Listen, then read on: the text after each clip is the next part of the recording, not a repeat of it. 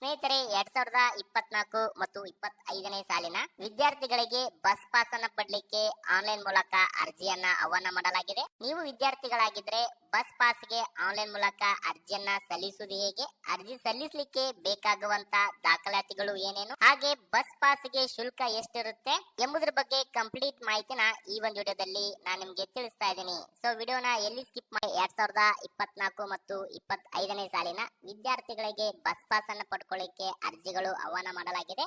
ಅರ್ಜಿಗಳು ಸ್ವತಃ ತಾವೇ ಸೇವಾ ಸಿಂಧು ಪೋರ್ಟಲ್ ಮೂಲಕ ಅರ್ಜಿ ಕೂಡ ಸಲ್ಲಿಸಬಹುದು. ಅರ್ಜಿಯನ್ನ ಸಲ್ಲಿಸಲಿಕ್ಕೆ ಕೆಲವೊಂದಿಷ್ಟು ದಾಖಲಾತಿಗಳು ಬೇಕಾಗ್ತದೆ. ಹಾಗೆ ಎಜುಕೇಶನ್ ಇನ್ಸ್ಟಿಟ್ಯೂಟ್ ಕಡೆಯಿಂದ ಒಂದು ಸರ್ಟಿಫಿಕೇಟ್ ಗೆ ಸೈನ್ ಅನ್ನ ಮಾಡಿಸ್ಕೊಂಡ್ಬಂದು ಅರ್ಜಿನ ಹಾಕ್ಬೇಕಾಗ್ತದೆ. ಮೊದಲಿಗೆ ಈಗ ಶುಲ್ಕದ ಬಗ್ಗೆ ತಿಳಿಸ್ಕೊಡ್ತೀನಿ, ನಂತರ ದಾಖಲಾತಿಗಳು ಬೇಕು, ಅರ್ಜಿ ಹೇಗೆ ಸಲ್ಲಿಸಬೇಕಂತ ತಿಳಿಸ್ಕೊಡ್ತಿದ್ರೆ ಇಲ್ಲಿ ಪಾಸ್ ನ ಶುಲ್ಕ ವಿವರಗಳು ಕೂಡ ನೋಡಬಹುದು. ಪ್ರಾಥಮಿಕ ಶಾಲಾ ವಿದ್ಯಾರ್ಥಿಗಳಿದ್ರೆ ಅವರಿಗೆ ಬಸ್ ಪಾಸ್ ನ ಅವಧಿ 10 ತಿಂಗಳಿರುತ್ತೆ.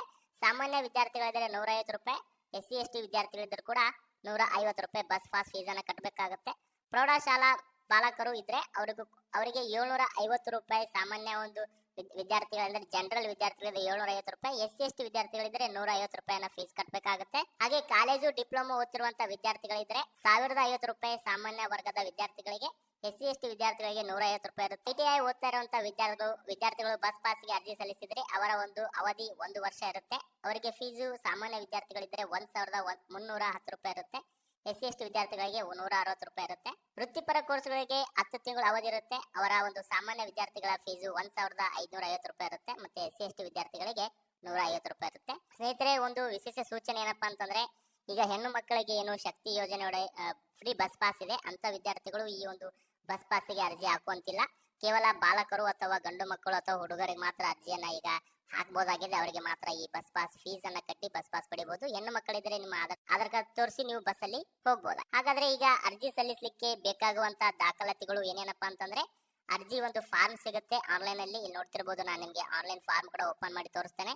ಸೊ ಈ ಫಾರ್ಮ್ ಇಲ್ಲಿ ಸಿಗುತ್ತೆ. ಈ ಫಾರ್ಮ್ ಮೇಲೆ ನೀವು ಕ್ಲಿಕ್ ಮಾಡ್ಕೊಂಡಾಗ ನಿಮ್ಗೆ ಈ ರೀತಿ ಒಂದು ಸರ್ಟಿಫಿಕೇಟ್ ಅನ್ನ ಡಿಕ್ಲೇರ್ ಮಾಡುವಂತ ಸರ್ಟಿಫಿಕೇಟ್ ಸಿಗುತ್ತೆ. ಇಲ್ಲಿ ನೋಡ್ತಿರ್ಬೋದು ಈ ಸರ್ಟಿಫಿಕೇಟ್ ನೀವು ತುಂಬಿಕೊಂಡು ನಿಮ್ಮ ಕಾಲೇಜ್ ಅಥವಾ ನಿಮ್ಮ ಸ್ಕೂಲಿನ ಹೆಡ್ ಮಾಸ್ಟರ್ ಅವರ ಸಿಗ್ನೇಚರ್ ಅನ್ನ ಮಾಡಿಸ್ಕೊಂಡು ಅಪ್ಲೋಡ್ ಮಾಡಬೇಕಾಗತ್ತೆ ಈ ಒಂದು ಸರ್ಟಿಫಿಕೇಟ್. ಬೇಕಿದ್ರೆ ಈ ಸರ್ಟಿಫಿಕೇಟ್ ನನ್ನ ವಿಡಿಯೋದ ಡಿಸ್ಕ್ರಿಪ್ಷನ್ ಬಾಕ್ಸ್ ಅಲ್ಲಿ ಕೊಟ್ಟಿರ್ತೇನೆ, ಅಲ್ಲಿ ಹೋಗಿ ನೀವು ಡೌನ್ಲೋಡ್ ಅನ್ನ ಮಾಡಬಹುದು ಅಥವಾ ನಮ್ಮ ವಾಟ್ಸ್ಆಪ್ಗೆ ನೀವು ಮೆಸೇಜ್ ಅನ್ನು ಮಾಡಬಹುದು. ನಾವು ನಿಮಗೆ ಪ್ರೊವೈಡ್ ಮಾಡ್ತೇವೆ. ನಂತರ ಇಲ್ಲಿ ಪ್ರೊಸೀಡ್ ಮೇಲೆ ಕ್ಲಿಕ್ ಮಾಡಿದಾಗ ನಿಮಗೆ ಈ ರೀತಿಯಾಗಿ ಒಂದು ಅಪ್ಲಿಕೇಶನ್ ಓಪನ್ ಆಗುತ್ತೆ ಫ್ರೆಂಡ್ಸ್. ಆನ್ಲೈನ್ ಅಲ್ಲಿ ಅಪ್ಲಿಕೇಶನ್ ಓಪನ್ ಆಗುತ್ತೆ. ಇಲ್ಲಿ ಎಲ್ಲ ಡೀಟೇಲ್ಸ್ ಅನ್ನು ತುಂಬಬಹುದು. ನಂತರ ಫೀಸ್ ರಸೀದಿ, ಅಂದ್ರೆ ನೀವು ಏನಾದ್ರು ಸ್ಕೂಲಲ್ಲಿ ಅಡ್ಮಿಷನ್ ಆಗಿರೋ ಒಂದು ರಸೀದಿ ಕೊಟ್ಟಿರ್ತಾರೆ, ಆ ರಸೀದಿ ಅಪ್ಲೋಡ್ ಮಾಡಬೇಕಾಗತ್ತೆ. ಆ ಡಾಕ್ಯುಮೆಂಟ್ ಬೇಕು. ಆಧಾರ್ ಕಾರ್ಡ್ ಜೆರಾಕ್ಸ್ ಬೇಕಾಗುತ್ತೆ, ಜಾತಿ ಪ್ರಮಾಣ ಪತ್ರ ಬೇಕಾಗುತ್ತೆ, ಟ್ಯಾಕ್ಸ್ ID ಅಥವಾ SSP ID ಬೇಕಾಗುತ್ತೆ. ಎಲ್ಲ ದಾಖಲಾತಿಗಳನ್ನ ರೆಡಿ ಮಾಡ್ಕೊಂಡು ನೀವು ಬಸ್ ಪಾಸ್ ಅನ್ನ ಪಡಿಬೇಕು. ಬಸ್ ಪಾಸ್ ಪಡ್ಲಿಕ್ಕೆ ಡೈರೆಕ್ಟ್ ಆಗಿ ಸೇವಾ ಸಿಂಧುದಲ್ಲಿ ಕೆಲವೊಂದಿಷ್ಟು ಲಿಂಕ್ ಅನ್ನ ಬಿಟ್ಟಿದ್ದಾರೆ. ಇಲ್ಲಿ ನೋಡ್ತಿರ್ಬೋದು, ಸೇವಾ ಸಿಂಧು ಕರ್ನಾಟಕ ಒಂದು ಅಫಿಷಿಯಲ್ ವೆಬ್ಸೈಟ್ ಅನ್ನು ಓಪನ್ ಮಾಡ್ಕೊಂಡಿದ್ದೇನೆ ನಾನು.